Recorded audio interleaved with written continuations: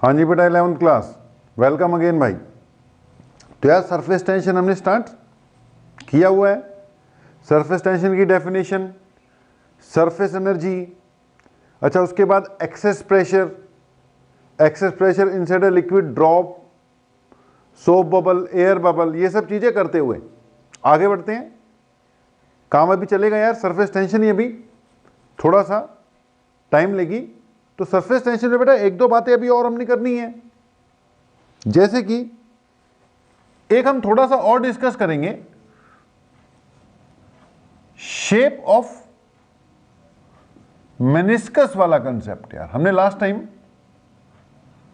बोला था ना कि लिक्विड को किसी कंटेनर में डालो तो उसका जो सरफेस बनेगा वो एक शेप लेगा, उसको शेप ऑफ मेनिस्कस कहते हैं। वो प्लेन हो सकता है, वो कनकेव हो सकता है, वो कन्वेक्स हो सकता है। थोड़ा सा उसको डिस्कस करके उसी से रिलेटेड फिर आगे एक पॉइंट आ जाएगा बेटा, एंगल ऑफ कांटेक्ट। ठीक है जी, ये दो बातें अगर हो जाएंगी तो then we will do a topic capillary action. तो अभी सरफेस टेंशन में ये 3 बातें बाकी है, 2 दिन तो अब इसको लगेंगे। First 2 topics shape of meniscus, angle of contact वाली बात आज कवर अप करने की कोशिश करते हैं, थोड़ा बहुत देखेंगे समय क्या कहता है, कैपिलरी एक्शन भी देख लेंगे। अदरवाइज फिर कल तक तो कैपिलरी एक्शन हो ही जाएगा, मतलब 2 लेक्चर इसको कवर अप करने में लगेंगे, डेरिवेशन भी आएगी कैपिलरी वाले एक्शन वाले पॉइंट में। तो यह सरफेस टेंशन बात चलते जा रही है, फिनोमेना है जिसके कारण लिक्विड सरफेस की जो लेयर है, टॉप लेयर, वो स्ट्रेच पोजीशन में रहती है। ओके, उसके कारण ही मेनिस्कस जो होता है ना टॉप, उसकी क्या होती है, शेप डेवलप होती है। बेटा सारा खेल सरफेस टेंशन का है। अच्छा, बीच में स्टार्टिंग में हमने एक एडहेसिव एंड कोहेसिव फोर्सेस का भी कंसेप्ट किया था। तो सब चीजों के यूज करते हैं।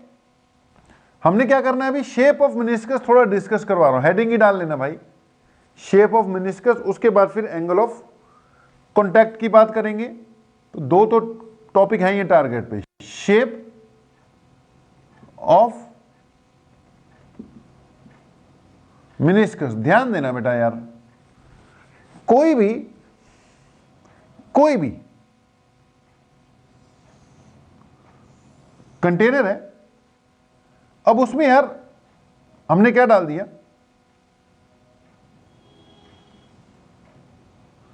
लिक्विड डाल दिया। ठीक है, अब कंटेनर बहुत मैंने बड़ा सा शो कर दिया, ज्यादा बड़ा हो जाएगा तो जो मेनिस्कस की शेप है ना लगभग प्लेन ही नजर आती है। जितना छोटा होगा ना कंटेनर उतना मेनिस्कस प्रॉपर शो होगा।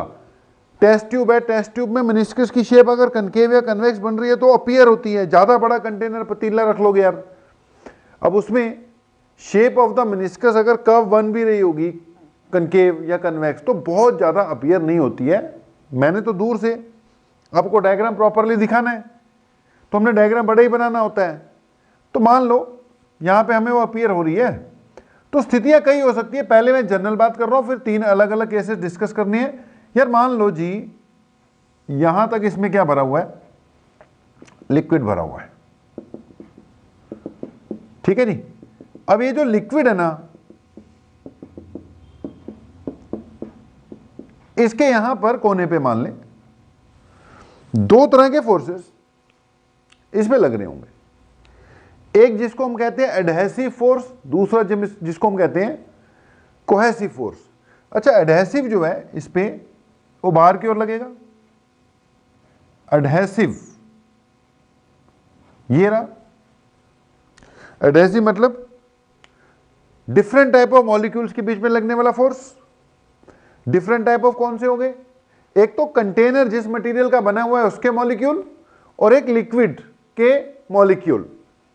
ठीक है, दूसरा फिर इसमें क्या लगेंगे, कोहेसिव फोर्सेस। कोहेसिव फोर्सेस मतलब लिक्विड के जो मॉलिक्यूल्स हैं उनके बीच में आपस में लगने वाला फोर्स। अब वो अंदर की ओर लगता है ना, सारे इसको अंदर की ओर खींच रहे होंगे इस मॉलिक्यूल को, सारे लिक्विड के, तो बेटा वो हमें ओवरऑल एवरेजली 45 डिग्री पे शो कर देना है कि मान लेंगे जैसे कि कितने पे लग रहा है, 45 डिग्री पे लग रहा है, बिल्कुल बीच लग रहा है, तो ये हो गया यार 45 डिग्री। कौन सा फोर्स है? ये कोहेसिव है, ठीक है जी। अब इनका कुछ ना कुछ अपना अपना मैग्नीट्यूड होगा, जो भी होगा भाई, एक कोहेसिव लग रहा है और एक क्या लग रहा है, एडहेसिव लग रहा है। अब कहानी ये है कि पूरे मेनिस्कस की शेप इन दोनों कोहेसिव और एडहेसिव फोर्स के रिजल्टेंट पर डिपेंड करती है। किस पे डिपेंड करती है जी? रिजल्टेंट पर। इन दोनों का जो रिजल्टेंट आएगा, ये एडहेसिव था, ये कोहेसिव है, इनका बेटा जो रिजल्टेंट आएगा, रिजल्टेंट उस पे डिपेंड करती है कि शेप कैसी बनेगी। अब रिजल्टेंट कैसे निकालोगे? रिजल्टेंट निकालने के लिए आपको ये सारा एंगल चाहिए होगा। सारा एंगल तुम्हें दिख ही रहा है, ये 90 है, ये 45 है, 90 प्लस 45 135 हो गया। तो इन दोनों के बीच का यार, दो वेक्टर्स के बीच का जो एंगल है देख, वो तो अब कितना आ रहा है, 90 प्लस 45 यानी कि 135 डिग्री आ रहा है, ठीक है जी। अब आपको यार दो वेक्टर्स के रिजल्टेंट का फार्मूला पता होगा, √a² + b² + 2ab cos theta. तो यार दो फोर्सेस हैं, एक Fa और दूसरा Fc। ये जो यहां वाला टॉप वाला मॉलिक्यूल है ना, उसमें मैं चेक कर रहा हूं, ठीक है। Fa बाहर की ओर लग रहा है, Fc इधर की ओर लग रहा है। अब जो शेप ऑफ द मेनिस्कस है ना, टॉप सरफेस जो है, उसकी क्या शेप बनने वाली है, अब वो डिपेंड करता है बेटा इन दोनों के रिजल्टेंट पर। Fa और Fc के रिजल्टेंट पे डिपेंड करता है कि वो रिजल्टेंट कितना होगा, और सबसे इंपॉर्टेंट बात, उस रिजल्टेंट की डायरेक्शन क्या होगी। अब यार दो वेक्टर्स हो, उनका रिजल्टेंट निकालना तो आता है हमें, √a² + b² + 2ab cos theta.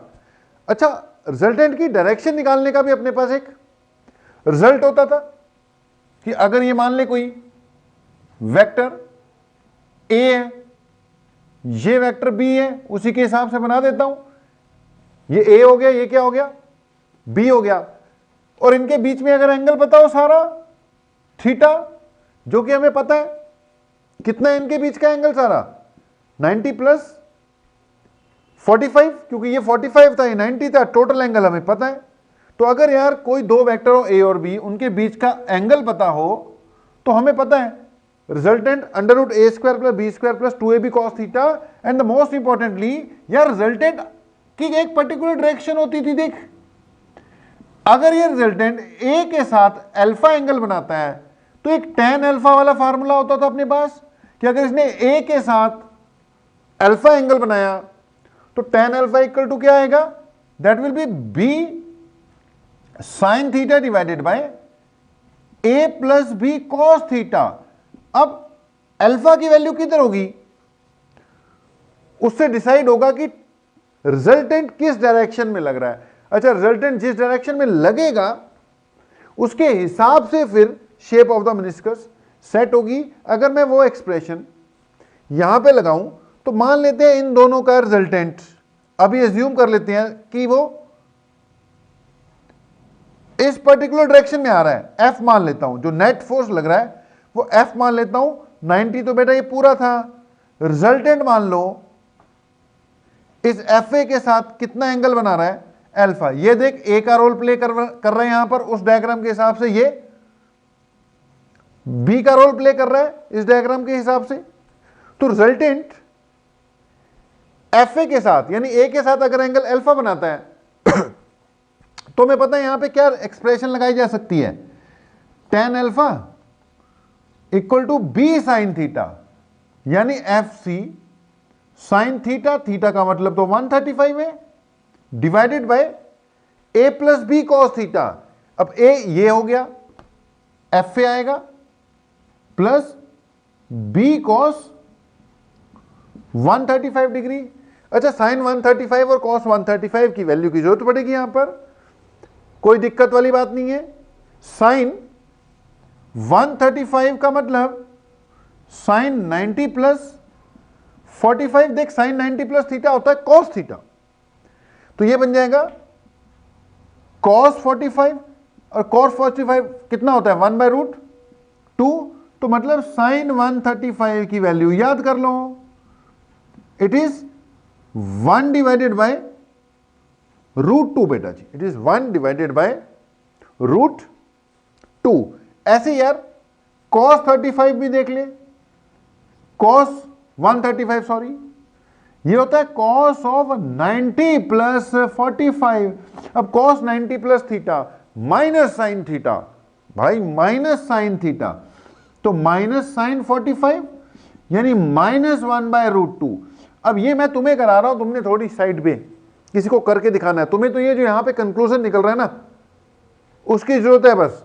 अब यहां पर अगर मैं इसकी वैल्यू पुट कर देता हूं तो it will come out to be FC sine 135 यानी 1/√2, 1/√2, और यहां क्या आ गया FA प्लस बी क्यों लिख दिया, बी की जगह पे क्या था अपने पास FC था भाई, तो आएगा FC बेटा -1/√2। जब मैंने -1/√2 लगाया तो ये माइनस हो जाएगा। बाकी इसका एलसीएम लो यार, तो क्या बन जाता है tan of alpha equal to देख एलसीएम लिया √2 तो कट जाएंगे, ऊपर बचेगा FC, नीचे बनेगा √2 FA माइनस FC। अच्छा ये रिजल्ट याद रखना है आपने, याद होना चाहिए ये वाला रिजल्ट। तो अगर हम बात करते हैं कि जी यहां पर रिजल्ट क्या आ गया अपने पास, कर कराकर what we get is tan alpha is equal to FC divided by √2 FA minus FC। बेटा tan अल्फा की वैल्यू कितनी आ गई, ये आ गई FC divided by √2 FA minus FC, √2 FA minus FC। अब इससे ही पता चलेगा मेनिस्कस की शेप कैसी होने वाली है। थोड़ा सा बेटा जी अभी सब्र करना पड़ेगा, ध्यान देना पड़ेगा, पॉइंट बहुत ही खास और काम आने वाला है बेटा, काफी काम आने वाला पॉइंट है।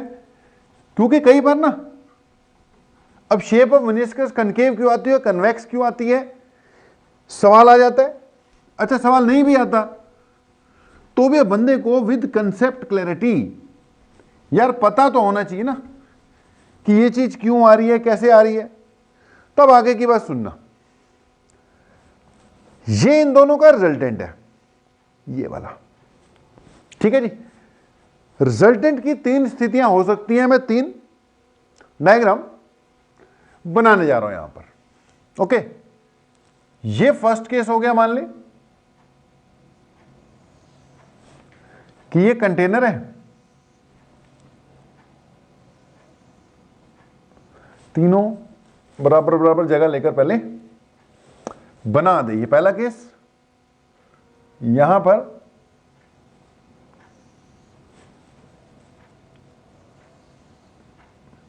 दूसरा केस बन जाएगा, और यहां पर चलो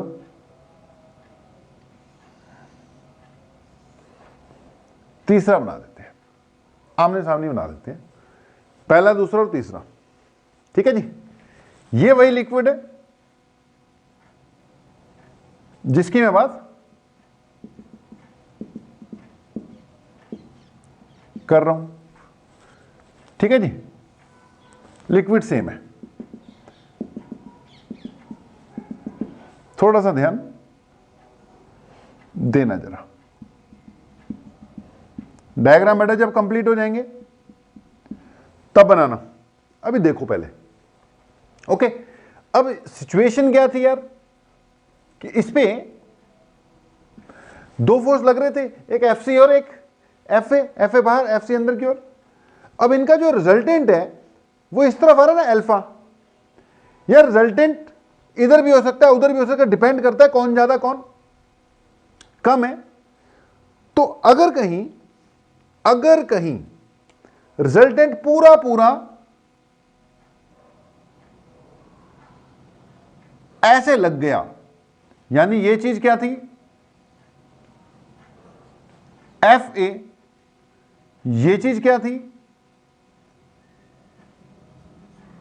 एफ सी, और अगर कहीं रिजल्टेंट पूरा पूरा ऐसे आ गया, भाई आ सकता है, कंडीशन बताते हैं। यानी ये जो अल्फा था ना, angle between F A and F, जो आपका एंगल था वो पूरा पूरा 90 डिग्री आ गया, यानी स्थिति क्या बन गई, अल्फा 90 डिग्री आ गया, आ सकता है। ठीक है जी। तो क्या होगा, अच्छा कभी कभी ऐसा भी हो जाएगा कि एफ ए डोमिनेट कर जाए, जो एफ सी है वो कम पड़ जाए, और रिजल्टेंट ये चले जाए, ये रिजल्टेंट है ना, यानी ये जो अपना अल्फा है ये वाला, ये अल्फा ही जो था ये पूरा पूरा 90 डिग्री आ गया। ओके, ऐसे लिखते हैं कि अगर ये जो अल्फा है पूरा 90 डिग्री आ जाए, या ऐसा भी हो सकता है कि ये जो अल्फा है अपना, इसका केस यहां लिखते हैं, ठीक है, अल्फा क्या हो जाए, लेस देन 90 डिग्री हो जाए। किस पे डिपेंड करेगा, इन दोनों की वैल्यू पे डिपेंड करेगा ना बेटा। अगर एफ सी डोमिनेट कर रहा है तो उधर चले जाएगा, एफ ए कर रहा है इधर चले जाएगा, अगर एफ ए डोमिनेट कर रहा है तो इस तरफ आएगा ना। और ऐसा भी हो सकता है कि एफ ए थोड़ा कम पड़ जाए, एफ सी थोड़ा ज्यादा हो जाए, और जो रिजल्टेंट है वो ऐसे हो जाए, यानी अल्फा जो है अपना, अल्फा ग्रेटर देन, यहां लिखते हैं 90 डिग्री हो जाए। अब देखो मैंने एक ही जगह पे ना सारे डायग्राम आमने सामने शो करने थे, मुझे ये भी आंखों के सामने रखना था और ये तीन डायग्राम भी आंखों के सामने ही रखने थे, एक ही फ्रेम में दिखाने थे। तो इसलिए मैं अब यहां पे जब लिखूंगा तो थोड़ी कंजूसी से लिखूंगा भाई, जगह उतनी की है। अब आपके साथ ऐसी कोई मजबूरी नहीं है ना भाई, मैं तो बहुत मजबूर हूं, मुझे इसी जगह पर सारा का सारा एक्सप्लेन करना पड़ेगा। तो भैया तुम मजबूर नहीं हो, आराम से खुले दिल से लिखना, जैसे भी लिखना। इसके नीचे जो इसके पॉइंट्स आएंगे, इसके नीचे जो इसके पॉइंट्स आएंगे, इसके नीचे जो इसके पॉइंट्स आएंगे, मुझे सब कुछ आमने सामने दिखाना था तो मैंने ऐसे दिखा दिया आपको। ओके जी, तो ये स्थिति का मतलब क्या है, अल्फा इक्वल टू 90 डिग्री। अच्छा, अल्फा इक्वल टू 90 डिग्री में अपना जो रिजल्ट है फिर वो क्या बनेगा, अगर अल्फा 90 डिग्री पुट कर दूं तो tan 90 डिग्री ये कब आएगा, अल्फा 90 कब आएगा बेटा, जब ये पूरी वैल्यू कितनी आएगी, इंफिनिटी आएगी। अल्फा 90 का मतलब ये पूरी वैल्यू कितनी आएगी, इंफिनिटी। पूरी वैल्यू इंफिनिटी कब आएगी, जब नीचे वाली वैल्यू 0 हो जाएगी। अब रिवर्स बोलूंगा कि अगर √2fa, अब रिवर्स में बोल रहा हूं, एफ सी के इक्वल ही हो जाए, √2fa एफ सी के इक्वल हो जाए, यानी √2 of adhesive force is equal to cohesive force, तो भैया ये इक्वल हो जाएंगे, नीचे 0 हो जाएगा। नीचे 0 का मतलब tan अल्फा की वैल्यू इंफिनिटी हो जाएगी। इसका मतलब क्या, अल्फा 90 डिग्री आ जाएगा। अल्फा 90 आने का मतलब क्या, ये रिजल्टेंट बिल्कुल बीचों बीच लगेगा। भाई बिल्कुल बीचों बीच लगेगा तो ना ऊपर ना नीचे, बिल्कुल बीचों बीच लगेगा तो बिल्कुल सरफेस कैसा रहेगा, प्लेन सरफेस रहेगा। तो मेनिस्कस की शेप कैसी आएगी, प्लेन आएगी। तो ये जो कंडीशन है ना भाई, किसकी है, प्लेन मेनिस्कस की कंडीशन है। यानी लिक्विड्स में मेनिस्कस प्लेन कब बनता है, जब √2fa इक्वल टू एफ सी होता है, या कह लो जब fa equal to FC by √2 होता है। कहेंगे तो हम वही कि जब दोनों एक दूसरे को लगभग बैलेंस कर रहे हैं, लेकिन बैलेंस करने का मतलब यह नहीं है कि इक्वल। जब FA FC बाय √2 के इक्वल होगा तब बैलेंस होंगे, या जब FC √2 FA के इक्वल होगा तब बैलेंस होंगे। फिर से सुन लो, अगर कहीं ये दोनों इक्वल हो जाए, यानी ये कंडीशन आ जाए, तो ये 0 हो जाएगा, ये 1/0 हो जाएगा, जो कि इंफिनिटी है। उससे अल्फा क्या आ जाएगा? 90 डिग्री आ जाएगा। अल्फा 90 डिग्री आने का मतलब शेप ऑफ द सरफेस कैसी होगी? प्लेन होगी। Shape of the meniscus plane होगी। तो मैं यहां से स्टार्ट करूं अगर, तो पहली बात है कि अगर ऐसा होता है तो ऐसा होता है, अगर ऐसा होता है तो tan अल्फा इंफिनिटी आता है, अगर ऐसा होता है तो अल्फा 90 डिग्री आता है, और अगर ऐसा होता है तो प्लेन मेनिस्कस बनता है। तो प्लेन मेनिस्कस की ये कंडीशन है कि जी ये स्थिति होगी तब बात बनेगी, तब प्लेन मेनिस्कस हो जाएगा। अब आ जा दूसरी बात पर, इसमें क्या होगा? इसमें भाई FA डोमिनेट कर रहा है। FA डोमिनेट कर रहा है मतलब ये जो अल्फा है तेरा लेस देन 90 डिग्री बन रहा है। अल्फा लेस देन 90 डिग्री का मतलब जो tan अल्फा है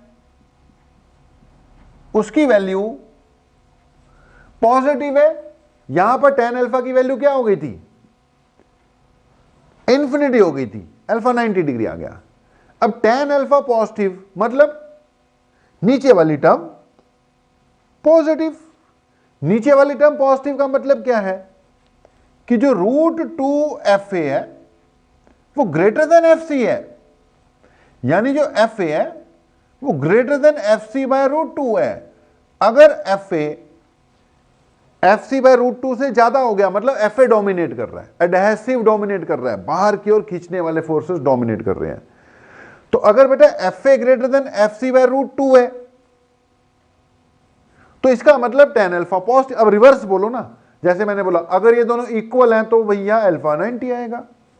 तो रिवर्स ये बोलना होता है कि कंडीशन ये है, if FA is greater than FC by √2, if FA is greater than FC by √2 तो क्या होगा? tan अल्फा पॉजिटिव आएगा। tan अल्फा पॉजिटिव का मतलब क्या आएगा? अल्फा लेस देन 90 डिग्री आएगा। अल्फा लेस देन 90 डिग्री मतलब फोर्स बाहर की ओर ज्यादा लगेगा। बाहर की ओर ज्यादा लगेगा मतलब एडहेसिव डोमिनेट कर रहा है। एडहेसिव डोमिनेट कर रहा है मतलब ये कोने वाले मॉलिक्यूल को ऊपर की ओर खींचेगा, साइड वाइज खींचेगा। इधर से भी ये सारी स्थिति इधर भी होगी, और ओवरऑल ये ऊपर की ओर खींच के ले जाते हैं। शेप ऑफ द मेनिस्कस कैसी करवा देगा?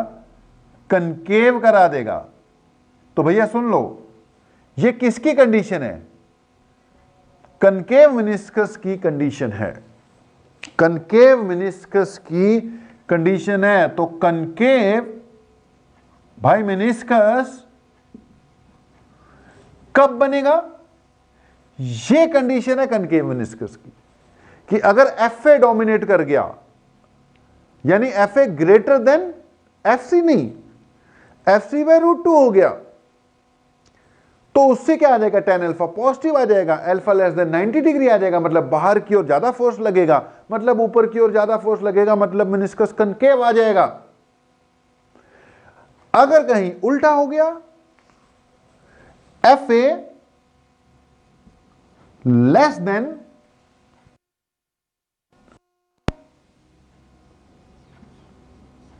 ठीक है, यानी कि √2 FA लेस देन FC हो गया।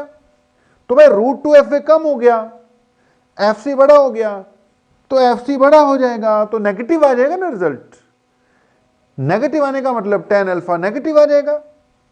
इसका मतलब tan अल्फा नेगेटिव आ जाएगा। tan अल्फा नेगेटिव का मतलब अल्फा जो है वो ग्रेटर देन 90 डिग्री आ जाएगा बेटा, क्योंकि पहला क्वाड्रेंट जो है ऑल पॉजिटिव वाला है, 90 से कम वाले में तो ऑल पॉजिटिव है, tan अल्फा पॉजिटिव आना चाहिए, अल्फा नेगेटिव आ रहा है, मतलब बात दूसरे क्वाड्रेंट में चली गई है, यानी एंगल 90 से क्या हो गया है ज्यादा, मतलब दूसरे क्वाड्रेंट में चले गए, दूसरे क्वाड्रेंट में tan नेगेटिव होता है। Second add sugar to coffee वाला देख, तो सेकंड जो क्वाड्रेंट है उसमें साइन पॉजिटिव होता है, tan ने क्या आना है, नेगेटिव आना है।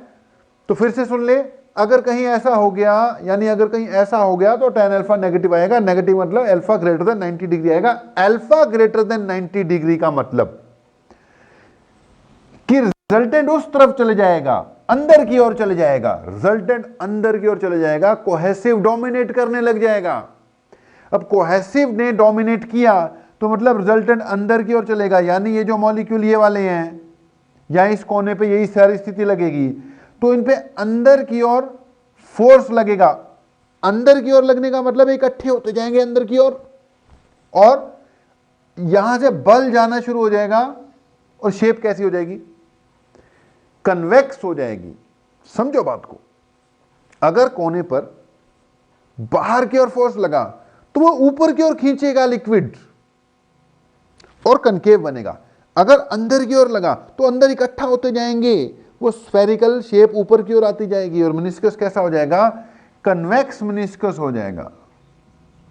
अगर बहुत ही रफली बात करूं, एन रफ सी बात करूं, तो उसमें मैं ये कहूंगा कि भाई जब एडहेसिव डोमिनेट करते हैं, एडहेसिव डोमिनेट करते हैं तो कनकेव बनता है, कनकेव। एडहेसिव डोमिनेट करेगा तो कंटेनर के जो मॉलिक्यूल हैं वो लिक्विड के मॉलिक्यूल को ज्यादा जोर से खींचेंगे, बाहर की ओर अट्रैक्शन ज्यादा है, बाहर की ओर अट्रैक्शन ज्यादा है, तो देख कंटेनर से बाहर तो निकल नहीं सकता, लेकिन कंटेनर के मॉलिक्यूल ज्यादा खींच रहे हैं ना, तो कंटेनर तो ऊपर तक है ना, तो ऊपर की ओर लेकर जाएंगे और मेनिस्कस कैसा बनता जाएगा, कनकेव बनता जाएगा। अगर कोहेसिव डोमिनेट करेगा तो अंदर के घुसते चले जाएंगे, कंटेनर के साथ कांटेक्ट कम होता जाएगा, मेनिस्कस कन्वेक्स बन जाएगा। और अगर दोनों में से कोई भी डोमिनेट नहीं करेगा तो प्लेन बन जाएगा। लेकिन डोमिनेट करने की बजाय अगर मैं एग्जैक्ट कंडीशन ही दे दूं कि भैया एडहेसिव के डोमिनेट करने का मतलब है कि √2 FA FC से ज्यादा हो गया, √2 FA, FA greater than FC नहीं बोलना, √2 FA ग्रेटर देन FC या √2 FA लेस देन FC, उससे फिर कनकेव या कन्वेक्स की कंडीशन बनेगी। तो ये बेटा जो भी आपको समझाया, ये थोड़ा मैथमेटिकली भी शेप ऑफ द मेनिस्कस ऐसी क्यों आती है, कवर अप किया, इसको नोट करो। अगली बात फिर हम एंगल ऑफ कॉन्टैक्ट की करने जा रहे हैं। हाँ जी बेटा यार, अगली बात फिर अब एंगल ऑफ कॉन्टैक्ट, देखना भाई ध्यान से। अब ये क्या चीज है, एंगल ऑफ कॉन्टैक्ट। बेटा 2-3 डायग्राम बनाता हूं, उसके बाद फिर समझाते हैं एंगल ऑफ कॉन्टैक्ट क्या होता है। मान लो ये कोई कंटेनर है, अब इसमें हमने लिक्विड डाला, ये बिल्कुल प्लेन मेनिस्कस वाला बन गया। हो सकता है कंटेनर ऐसा होता जिसमें हमने लिक्विड डाला, ये कनकेव मेनिस्कस वाला बन गया, या फिर कन्वेक्स मेनिस्कस वाला भी हो सकता है। ओके, या फिर एक और स्थिति ले लो, ये कोई ग्लास प्लेट है, इसके ऊपर मैंने वाटर का ड्रॉप रखा, वो ऐसी शेप सी लेकर मर सा जाएगा ना, पूरा अच्छी तरह से स्फेयर तो बनेगा नहीं। अगर यही ग्लास सरफेस होता, इस पे मैंने मरकरी का ड्रॉप डाल दिया होता छोटा सा, तो ये कैसी शेप ले लेता यार, ये पूरी स्फेरिकल सी शेप ले लेता। या आपने देखा होगा पत्ते नहीं होते, पत्ते उस पे ओस की बूंदें पड़ी होती हैं, वो भी लगभग कैसी हो जाती है, स्फेरिकल सी शेप ले लेती हैं। तो यार किसी भी सरफेस पर जब लिक्विड डालोगे तो उसकी शेप कुछ अलग अलग तरह की हो सकती है। हो सकता है वो पूरे फैल जाए, जैसे ये प्लेन ही हुआ पड़ा है, हो सकता है ये स्थिति हो सकता है ये स्थिति हो, अंदर लिक्विड है, बाहर एयर वगैरह है, ठीक है, ये इसके अंदर लिक्विड है। ओके, अब यहां पर जो हमने आपको बताना है वो ये है कि यार अगर मैं इस पॉइंट पे चेक करता हूं, इस पॉइंट पे चेक करता हूं, तो मैं दो टेंजेंट बनाऊंगा, एक अलोंग द सरफेस और एक अलोंग द कंटेनर। ये अलोंग द सरफेस बना है, ये अलोंग द कंटेनर। देख, अलोंग द कंटेनर दो बन सकते थे, ऊपर की ओर भी बन सकता था, नीचे की ओर भी बन सकता है। हमने कंटेनर के अलोंग जो टेंजेंट बनाना है वो इनसाइड द लिक्विड बनाना है। एक टेंजेंट किस पे, जो पॉइंट ऑफ कांटेक्ट है एज पर, वहां से दो टेंजेंट बनाने हैं भाई, एक लिक्विड के सरफेस की ओर और एक कंटेनर के सरफेस की ओर।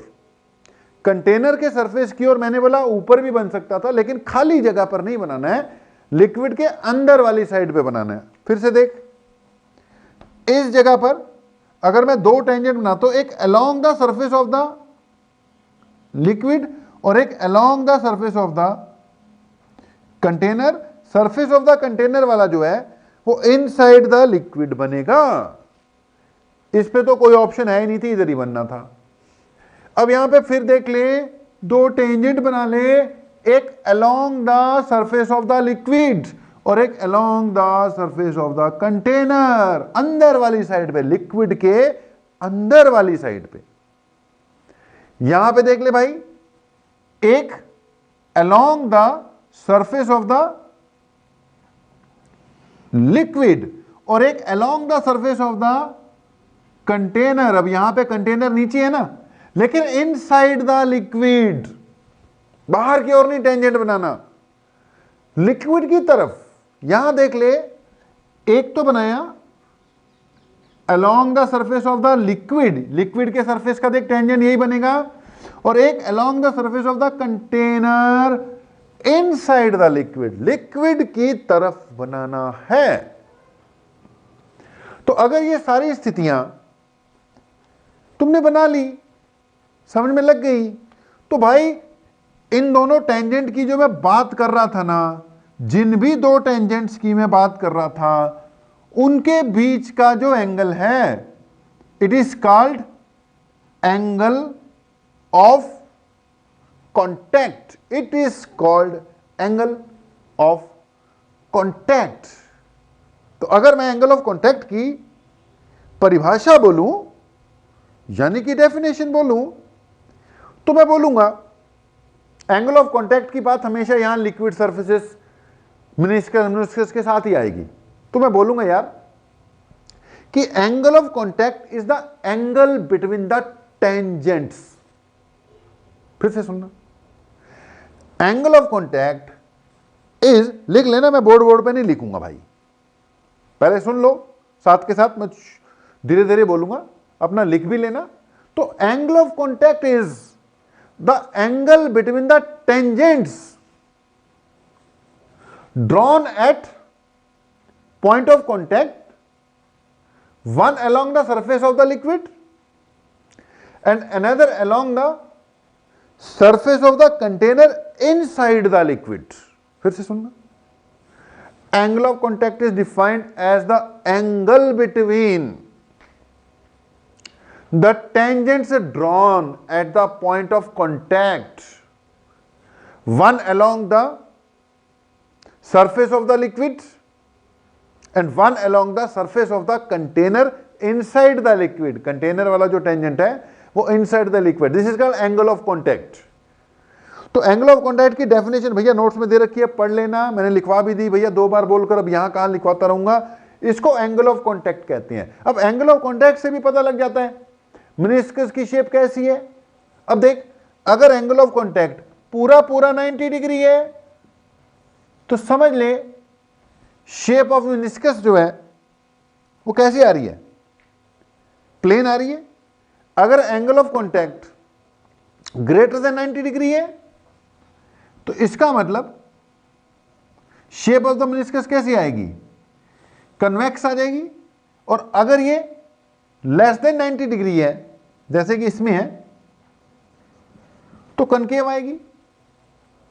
अब फिर वही बात कि ऐसा कब होगा, जब root two F A equal to F C होगा। यह कब होगा, जब रूट टू एफ ए, बताया था ना अभी कि रूट टू एफ ए अगर इक्वल टू एफ सी हो गया तो यह स्थिति है, तब एंगल ऑफ कॉन्टैक्ट 90 डिग्री आएगा। जब root two F A greater than F C हो गया, मतलब angle of contact less than 90 degree आएगा। और जब root two F A less than F C हो गया, तब यह स्थिति बन जाएगी। मतलब क्या है, जब कोहेसिव डोमिनेट करेंगे तो ऐसा होगा, जब एडहेसिव डोमिनेट करेंगे तब ऐसा होगा। ठीक है जी, तो सब एक दूसरे से लिंक्ड है भाई। जब कोहेसिव डोमिनेट करता है तो उसका मतलब यह स्थिति होती है, उसका मतलब यह स्थिति होती है, उसका मतलब शेप कन्वेक्स होती है, कन्वेक्स मेनिस्कस बनता है। इसका मतलब कनकेव मेनिस्कस बनता है। और यहां पे भी वही बात है। तो एंगल ऑफ कॉन्टैक्ट यार अब इक्वल टू 90 भी हो सकता है, ग्रेटर देन 90 भी हो सकता है, लेस देन 90 डिग्री भी हो सकता है। ये किस पे डिपेंड करेगा भाई, डिपेंड करेगा nature of the surfaces in contact. Liquid कौन सा है, लिक्विड कौन सा है और कंटेनर कौन सा है, उस पर डिपेंड करेगा। It depends on nature of the liquid and nature of the container. अगर ग्लास के कंटेनर में वाटर डाला हुआ है, ग्लास के कंटेनर में वाटर, तो एंगल ऑफ कॉन्टैक्ट जो है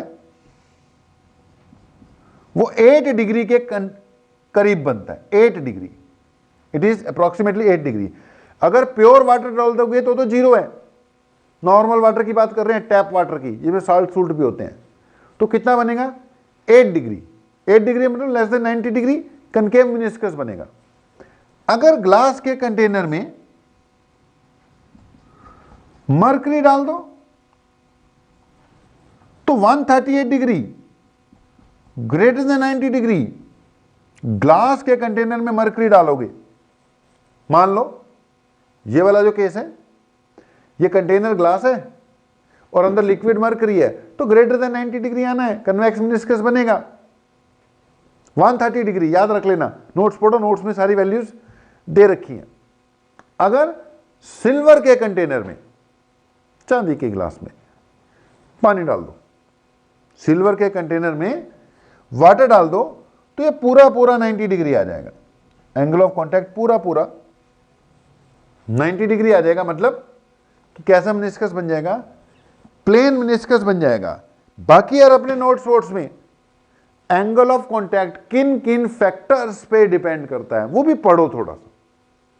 किन फैक्टर्स पे एंगल ऑफ कॉन्टैक्ट आपका डिपेंड करता है।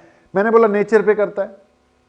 अच्छा, फिर जो सरफेसेस हैं वो साफ है कि नहीं। अब मान लो डस्ट जमी हुई है कंटेनर पर, उसमें लिक्विड डाल दिया तो एंगल ऑफ कॉन्टैक्ट कुछ और हो जाएगा, थोड़ा बहुत फर्क पड़ जाएगा। अगर बिल्कुल साफ था एन तो कुछ और हो जाएगा। फिर जो लिक्विड है उसमें इंप्योरिटीज कितनी है उस पर डिपेंड करता है। टेम्परेचर पे भी डिपेंड करता है।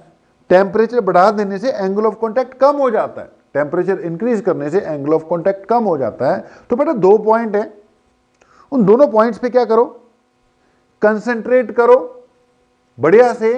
देख लो कुछ नहीं है, अभी वर्कआउट करने की बारी नहीं आई है, पहले टॉपिक्स कवर अप हो जाएंगे, फिर उसके बाद वर्कआउट भी हो जाएगा। तो तीसरा पॉइंट मैं अगली क्लास में लेके जाऊंगा, क्योंकि कैपिलरी एक्शन अपने आप में लंबा चौड़ा टॉपिक है, उसकी डेरिवेशन वगैरह है, वो 1 घंटे तक या उससे भी ज्यादा का लेक्चर हो सकता है आपका कैपिलरी एक्शन। तो कैपिलरी एक्शन पूरा का पूरा फिर वो अलग ही रखते हैं। उसके बाद सरफेस टेंशन वाला कंसेप्ट अपना खैर क्लोज हो जाएगा। ठीक है। तो सरफेस टेंशन में shape of meniscus, angle of contact, capillary action अभी बचा था। ये दोनों यार टोटल थ्योरी सी ही है, थ्योरी सी ही थी, लेकिन फिर भी समझने वाली बात थी, काम आएगी। इनको आप क्या कर लेना, स्टडी कर लेना, दोनों एक दूसरे से रिलेटेड थे, मैंने इकट्ठे करके करा दिया। हाँ, एंगल ऑफ कॉन्टैक्ट वगैरह या इन चीज़ों की जरूरत आगे भी कैपिलरी एक्शन में पड़ेगी। तो capillary action we are going to do in next lecture. फिलहाल यहीं पे क्या कर रहे हैं, क्लोज कर रहे हैं, थोड़ा थ्योरेटिकल काम था, रीड आउट करो। तो अभी के लिए इतना ही, मिलते हैं ब्रेक के बाद। आप लोगों का बहुत बहुत धन्यवाद, थैंक यू वेरी मच।